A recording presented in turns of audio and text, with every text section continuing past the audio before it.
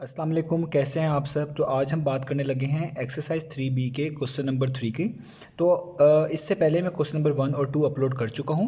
मेरे पास ये बुक 1 है जिसको हम D1 बोलते हैं, उसका चैप्टर नंबर 3 है जिसका नाम है अप्रॉक्सीमेशन एंड एस्टिमेशन।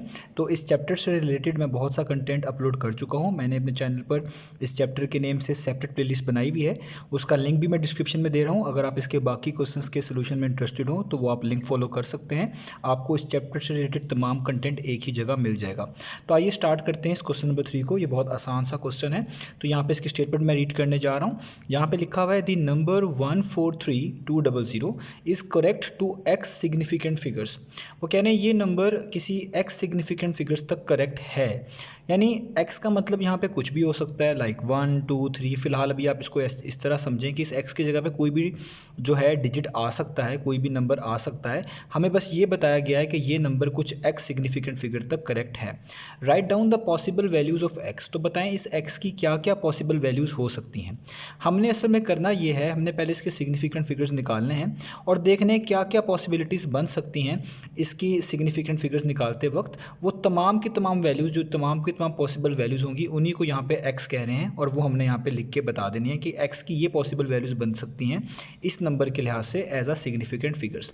तो हमने इस नंबर को डिफरेंट एंगल से देखना है कि इसमें कितने सिग्निफिकेंट फिगर्स पॉसिबल हैं। उन सब का नाम x रखा हुआ है इन्होंने और इस x की ही वैल्यूज़ हमने निकाल कर बतानी है। तो आइए स्टार्ट करते हैं इस क्वेश्चन को। तो इस क्वेश्चन को समझने के लिए आपको रूल नंबर 5 पता होना चाहिए सिग्निफिकेंट फिगर के हवाले से। मैं इसका जिक्र क्वेश्चन नंबर 1 में भी क्वेश्चन नंबर 2 में भी कर चुका हूं।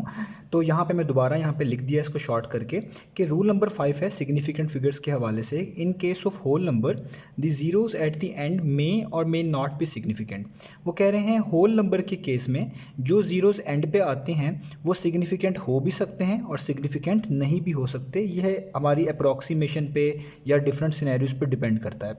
अब इससे क्या मुराद है, पहली तो बात होल नंबर्स क्या होते हैं। होल नंबर्स ऐसे नंबर्स को बोलते हैं जो लाइक आपके पास जीरो से स्टार्ट हो रहे हो, 0 1 2 3, ये सब के सब जो हैं हमारे पास क्या होते हैं, होल नंबर्स होते हैं।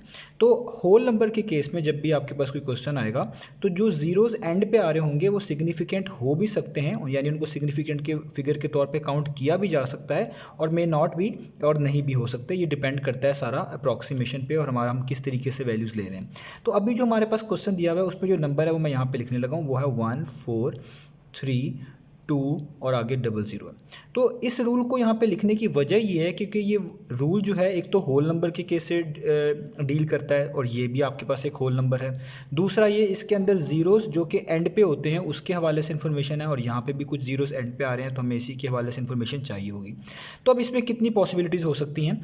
पहले तो पॉसिबिलिटी ये हो सकती है कि देखें हम इन सारों को ही सिग्निफिकेंट मान लें, क्योंकि मे और मे नॉट भी का मतलब है हो भी सकते हैं और नहीं भी।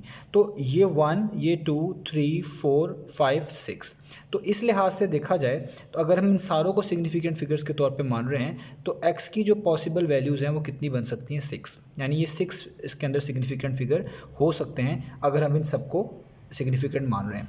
ठीक है, मैं इसमें यहाँ पर लिख देता हूँ ऑल डिजिट्स, ये जितने भी डिजिट्स इसके अंदर आ रहे हैं आर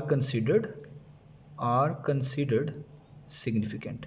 हमने इनको सिग्निफिकेंट माना है। एक पॉसिबिलिटी तो हमारे पास ये हो सकती है कि हम इन सबको सिग्निफिकेंट मान लें इस रूल के लिहाज से। दूसरी पॉसिबिलिटी क्या हो सकती है कि लेट्स से 1 2 3 4 5 यहाँ तक हम माने सिग्निफिकेंट और इसको ना माने, आखिरी ज़ीरो को हम छोड़ दें। ऐसा केस भी हो सकता है क्योंकि एक्यूरेसी पर डिपेंड करती हैं चीज़ें, आखिरी ज़ीरोस को आप ले भी सकते हैं नहीं भी। तो ऐसा पॉसिबल भी हो सकता है कि आप इसके ये फर्स्ट 5 डिजिट्स लें और इस आखिरी वाले को ना लें। तो x की एक पॉसिबल वैल्यू 5 भी हो सकती है। इसमें हम लिखेंगे द लास्ट ज़ीरो या आप खाली लिख लें लास्ट ज़ीरो। ठीक है, यहाँ पे इसको मैं कह रहा हूँ ये ऑन द राइट क्योंकि ये मेरे लिहाज से राइट पे है, आपके लिहाज से भी यही होगा। Last zero on the right is not considered significant. हम इसको अगर नहीं सिग्निफिकेंट मानते तो ये एक हमारे पास सिनेरियो भी बन सकता है। ठीक है, तो ये एक पॉसिबिलिटी हो गई। दूसरी पॉसिबिलिटी इसी रूल को देखते हुए हम ये भी यूज़ कर सकते हैं मे नॉट बी का मतलब कि जो आखिरी ज़ीरो हैं अवेलेबल आपके पास नंबर में वो सिग्निफिकेंट नहीं भी हो सकते।